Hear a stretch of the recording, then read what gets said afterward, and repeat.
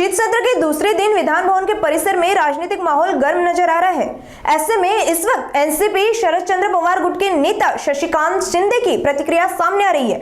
आइए सुनते हैं आखिर क्या कुछ कहना है शशिकांत शिंदे का। ज्या राज्याची लोकशाहीची दृढ अशा प्रकारची लोकशाही आहे, अशा प्रकारचा महाराष्ट्र राज्य ओळखला जात होता, ते राज्य इतर राज्यासारखं आहे असं चित्र काही वर्षापासून पाहायला मिळतं। कुठल्याही निवडणुका आल्या की सत्ता आणि पैशातून आम्ही निवडणूक जिंकू शकतो। सर्वसामान्य लोकांचे प्रश्न, विकास या मुद्द्यावर न जाता फक्त आपल्याला निवडणूक हुक आणि कुक या पद्धतीने जिंकायची, या पद्धतीने निवडणुका करण्याचा फंडा झाला। ही ऑपरेशन काल काही लोकांना मिळालं, बाहेर काढलं, अशी निवडणुकीच्या कालावधीमध्ये पण काढलेलं होतं।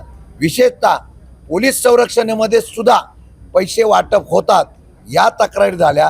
फार लांबचं नाही, पण माघार घ्यायच्या वेळेला सुद्धा प्रोसिडिंग ऑफिसर जिथं व्हिडिओ शूटिंग होतं तिथे सुद्धा जबरदस्ती आणून लोकांना विड्रॉल करायला लावले। हे महाराष्ट्राने पाहिलेलं आहे। मारामाऱ्या, दंगे हे मागच्या निवडणुकीला पाहिलेले आहेत। म्हणून हे पैसे वाटप हे महाराष्ट्रामध्ये सध्या नवीन नाही आहे। ज्यांच्याकडे पैसा आहे ते निवडणुका जिंकण्यासाठी पाहिजे त्या थराला जातात, हे चित्र विराजक आहे आणि आज ते ऑपरेशन झालेलं आहे।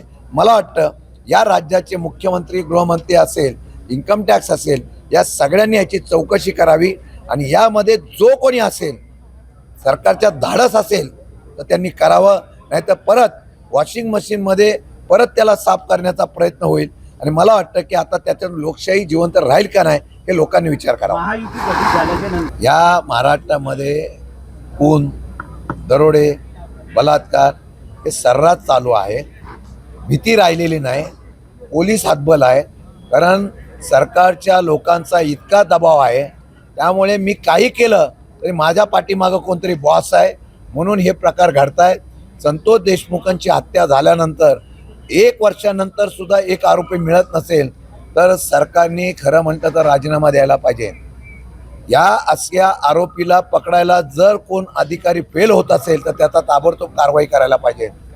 1 वर्षामध्ये जर आरोपी मिळत नसेल तर गृह खातं काय करतंय, पोलीस डिपार्टमेंट काय करतंय, हा प्रश्न उपस्थित राहतो।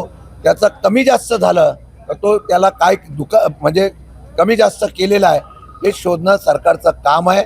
तशी मागणी वारंवार होते, अद्यापही त्याचा शोध लागला नाही, हे दुर्दैव आहे।